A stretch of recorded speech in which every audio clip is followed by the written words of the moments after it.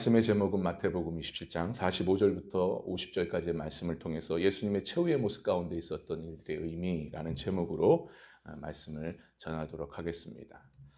우리는 지난 시간부터 살펴보는 오늘 본문의 말씀, 이 본문의 말씀은 예수님께서 드디어 십자가에서 죽음을 당하시는 그러한 일들을 기록하는 말씀이라고 했습니다. 참으로 온 인류의 죄와 그리고 저주를 한 몸에 짊어지시고 십자가에서 처절하게 돌아가시는 이 모습들을 생생하게 본문에서 보여주고 있는데, 그래 우리는 지난 시간에 이렇게 예수님께서 십자가에서 죽으시는, 돌아가시는 이 모습, 최후의 모습 가운데 여러 일들이 있었다고 했습니다. 그래서 우리는 어제 첫 번째 살펴보았죠. 첫 번째 어떤 일이 있었다고 했습니까? 바로 첫째, 예수님께서 엘리 엘리 라마 사박다니 크게 소리 지르셨다. 이렇게 우리가 이 모습을 살펴보았어요. 여기는 어떤 의미가 담겨져 있다고 했습니까? 이것은요, 우리를 위해서 처절하게 하나님 아버지께 버림받은 예수님의 모습을 보여준다고 말씀을 드렸습니다. 그런 의미가 담겨 있다고 말씀을 드렸죠. 그러니까 예수님께서는요, 우리를 위해서 본인 때문이 아니라 우리 때문에, 저와 여러분 때문에 지금 예수님께서는 육적인 십자가에서의 고통도 고통이지만 영적인 극심한 고통을 예수님은 당하셨어요. 겪으셨어요. 예수님께서는 정말 한 번도 경험하지 못한 일들이었죠. 충격적인 일이었습니다. 거룩하신 하나님께서 죄인된 신분으로 십자가상에 서서 하나님 앞에 처절일 만큼 버림을 받으시는, 그 관계가 끊어버려지는 그런 일들을 경험하셨던 거죠. 정말 예수님으로부터는 상상이 되지 않는 충격적인 일을 경험하셨던 겁니다. 극심한 고통이에요, 예수님께. 근데 이거를 누구를 위해서? 누구 때문에? 저와 여러분 때문에. 겪지 말아야 될 일들을 예수님은 철저히 이 고통 가운데 겪으셨습니다. 그러니까 모든 걸 다 잃어버리시면서까지 우리를 살리셨습니다. 바로 우리는 그것을 늘 기억해야 된다. 어제 말씀을 드렸어요. 예수님의 항상 십자가상에서 우리를 향한 그 사랑, 은혜를 우리는 잊지 말고 늘 기억하면서, 그래서 우리의 신앙생활이 항상 재는 게 아니라, 예수님을 재는 게 아니라 계산기를 두들겨가면서 나한테 유익이 되고 나한테 손해, 그런 신앙이 아니라 정말 온전히 예수님께 헌신하며 희생하며 예수님을 위해 살아가는 우리의 신앙이 되어야 된다라고 어제 말씀을 드렸습니다. 자, 오늘은 어제에 이어서 두 번째입니다. 두 번째로 예수님의 최후의 모습 가운데 있었던 일들의 그 의미들을 우리가 본문을 통해서 한 가지만 살펴보고 이 시간 마치려고 합니다. 자, 예수님의 최후의 모습 가운데 있었던 일들의 의미 두 번째인데요. 어떤 일이 있었냐? 두 번째는 어떤 이들이 엘리야를 부른다라고 말씀하고 있어요. 어떤 이들이 엘리야를 부른다. 우리가 봤던 47절의 말씀인데요. 다시 한번 받겠습니다. 47절입니다. 시작. 거기 섰던 자 중 어떤 이들이 듣고 이르되 이 사람이 엘리야를 부른다 하고 라고 말씀하고 있죠. 참으로 예수님께서 하나님께 지금 처절하게 절규를 하시면서 주님께 외치고 있어요. 하나님께 외치고 있습니다. 하나님을 향해서 부르짖고 계시는 거죠. 어제 우리가 살펴봤듯이 절규하시면서. 그런데 그 십자가 근처에 있었던 어떤 사람들이 이 예수님의 절규하시는, 외치는 이 소리를 듣고, 아, 지금 엘리야를 부르는구나 라고 이들이 이제 서로 막 이야기를 하고 있다는 거예요. 여러분, 과연 이거는 뭘 말해주는 걸까요? 어떤 의미가 담겨져 있습니까? 여러분, 이것은요, 전형적인 예수님을 모르는 영적 무지한 자들의 모습을 보여주고 있는 겁니다. 예수님을 보면서도 예수님을 잘 모르는 거예요. 예수님께서 지금 십자가에 달려 죽으시는 이 구원의 현장 속에서 예수님에 대해서 전혀 모르고 있는 거예요. 보고서도 모르는 거예요. 엉뚱한 이야기를 하는 거죠. 이게 영적 무지함 때문에 그렇습니다. 그러니까 우리 신앙도 마찬가지예요. 우리 신앙도 예수님을 믿는다 하면서 교회에 나오지만 전혀 엉뚱한 말, 엉뚱한 이야기를 하고 있답니다. 그래서 엉뚱한 신앙생활을 할 때가 많아요. 우리는 그래서 이러한 신앙이 되지 않기를 우리는 힘써야 될 줄 믿습니다. 그러니까 영적 무지에 빠지면 안 돼요, 여러분. 아무튼 이런 우리의 영적 무지함이 우리 안에 신앙생활에 없기를 주님의 이름으로 간절히 축원합니다. 할렐루야. 본문에서 볼 수 있듯이 예수님께서는 지금 엘리 엘리 라마 사박다니 하면서 절규하시면서 외치고 계셔요. 근데 그 외침 속에 이 십자가의 근처에 있었던 이 사람들, 어떤 이들이라고 했죠. 정확히 누구라고 얘기는 안 했지만 어떤 이들이 이거를 듣고 나서 엘리? 엘리야구나 라고 해서 엉뚱한 지금 오해를 하면서 이야기를 하고 있습니다. 그러니까 다시 말해서 지금 예수님께서 엘리야를 부른다고 지금 그렇게 생각하고 있는 거예요. 지금. 이제 그러고 보면 이들이 누군지를 좀 알 수 있을 것 같습니다.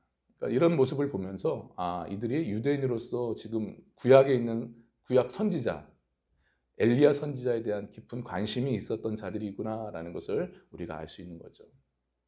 사실 이들은 유대인으로서 좀 엘리야 선지자에 대한 기대감이 있었어요. 이들은. 이게 무슨 말이냐? 여러분 우리가 알듯이 엘리야 선지자가 어떤 사람입니까? 구약의 선지자 중에 유일하게 죽지 않고 죽음을 보지 않고 살아서 하늘 승천하여 올라갔던 사람 아닙니까? 그런 인물이잖아요. 그래서 이 유대인들은 당시 어떤 전통적인 종말론적 관점을 갖고 있었냐, 종말관을 갖고 있었냐. 그러니까 엘리야가 이제 살아서 올라갔으니 이제 마지막 때에 엘리야가 고통받고 있는 유대인들을 살리기 위해서 다시 올 거다라는 그런 의식, 그런 믿음을, 기대를 갖고 있었던 거예요. 그러니까 오늘 본문에서 예수님께서 엘리야, 엘리 막 이렇게 하니까 지금 엘리야에게 구원을 요청하는구나라고 이들은 오해를 하고 있었던 겁니다. 잘못 들은 거죠. 그러니까 엘리를 엘리야로 들었던 겁니다. 그래서요, 이들은요, 그 엘리라는 그 외치는 순간 크게 오해해서 엘리야 선지자가 와가지고 도와주실 거니 하면서 은근히 기대를 했던 겁니다. 그러니까 어떤 면에서 이들은 참으로 엘리야가 와서 예수님을 도와서 십자가에서 그냥 내려서 그러니까 구원해 줄 수 있는 그런 것들을 기대했던 거예요. 소망했던 겁니다. 내심 그러기를 바랬던 거예요. 물론 이것은 십자가에서 죽으신 예수님을 위해서가 아니죠. 이건 예수님을 조롱하는 이들 자신들을 위해서 기대했던 바예요. 기대하고 있었던 겁니다. 그러니까 정말이지 이들은 영적으로 정말 무지한 그런 모습 속에서 터무니없는 그런 오해와 곡해를 하고 있습니다. 사실 이거는요, 오늘 본문에서뿐만 아니라 우리가 봤던 27장 40절 말씀을 보면요, 우리 함께 다시 한번 봤습니다. 시작. 이르되 성전을 헐고 사흘에 짓는 자여, 내가 만일 하나님의 아들이어든 자기를 구원하고 십자가에서 내려오라 하며. 여러분, 이 40절에서도 예수님에 대해서 지금 곡해하고 있는 이들의 모습을 볼 수가 있어요. 지금 예수님을 조롱하면서 예수님께서 당신이 하나님의 아들이라면서요. 그러면 한번 내려와 봐라. 내려와서 본인도 구원하고 한번 그런 모습을 보여라. 그럼 우리가 믿겠다라고 이제 얘기하는 거죠. 그러니까 이들은 당시 예수님이 하나님의 아들이라는 그런 신성 모독한 죄에 대해서 좀 굉장히 분노하고 있는 이들이에요. 그 분노 속에서 예수님을 이제 바라보고 있는 거죠. 여러분, 이처럼 진정 예수님을 모르는 이 무지한 자들은요, 이렇게 예수님을 오해하고 곡해한 그런 모습으로 나아갑니다.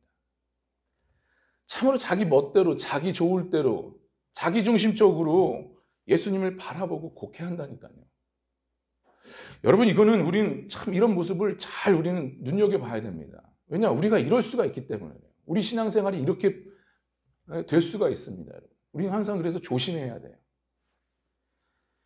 그러니까 진짜 우리가 영적으로 무지하고 깨어있지 않으면요, 우리가 십수년 교회를 다닌다 하더라도요, 우리는 복음이신 예수님, 참된 구원자이신 예수님을 바르게 볼 수가 없어요. 없을 수가 있습니다. 충분히.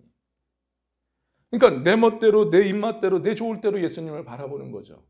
심지어는 하나님의 말씀도, 예수님의 말씀도 내가 원하는 것, 내 입맛대로, 내가 좋을 대로 하나님 말씀을 찾아다니는 겁니다. 이거 위험한 신앙입니다. 그러니까 내가 듣고 싶은 것만 들으려고 하는 그런 자기중심적인 신앙. 참 위험한 신앙이죠. 예수님을 그걸 곡해할 수가 있어요. 우리가. 마치 모처럼요, 내 소원만을 들어주는 예수님.